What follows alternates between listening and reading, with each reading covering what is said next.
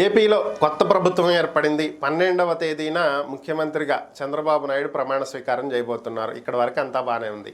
మరి ఇంత భారీ మెజారిటీతో గెలుపొందటానికి కారణమైనటువంటి, కూటమి ఏర్పడటానికి కారణమైనటువంటి పవన్ కళ్యాణ్కు ఏ పొజిషన్ ఇవ్వబోతున్నారు? ఇదే అందరి మధ్యలో ఉన్నటువంటి ప్రశ్న. పవన్ కళ్యాణ్కు కల్పిస్తున్నటువంటి ఆ సముచిత స్థానం ఏంటి?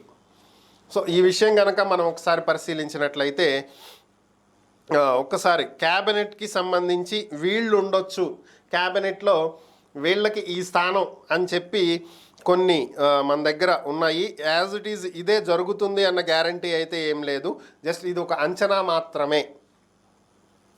పవన్ కళ్యాణ్కి deputy CM plus home ministry, Nara లోకేష్కి మున్సిపల్ అండ్ ఐటీ, అలాగే కింజర పచ్చెన్నాయుడికి ఫైనాన్స్ మినిస్ట్రీ, నిమ్మకాయల చినరాజప్పకి రెవెన్యూ, గోరంట్ల బుచ్చయ్య చౌదరికి సివిల్ సప్లైసు, పితాని సత్యనారాయణకి BC welfare, Raghuramakrishnaraju speaker, Bonda ఉమాకి transport and R and B, Anam Ramanarayana రెడ్డికి ఇరిగేషను, సోమిరెడ్డి చంద్రమోహన్ రెడ్డికి అగ్రికల్చరు, పయ్యావుల కేశవ్కి రూరల్ డెవలప్మెంటు, పరిటాల సునీతకి women and family welfare, Nandamuri Balakrishna cinematography, Ponguru Narayana education, Ganta Srinivasa Rao Panchayati Raj, Ayyanna Patrudu environment and forest, Bhuma Akhila Priya tourism and language cultural, Farooq minorities, Nadendla Manohar ministry of industries, Mandali Buddha Prasad veterinary,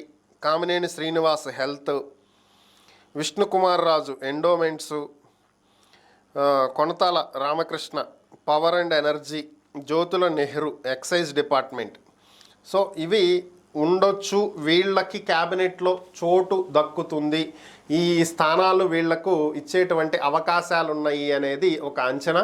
మరి ఇవే ఉంటాయో లేదంటే క్యాబినెట్ కూర్పు వేరేలా ఉంటుందో చూడాలి. చంద్రబాబు ప్రకటించే వరకు కూడా ఇది సస్పెన్స్గానే ఉండేలా కనిపిస్తుంది. మరి ఏం జరిగిద్దో చూద్దాం.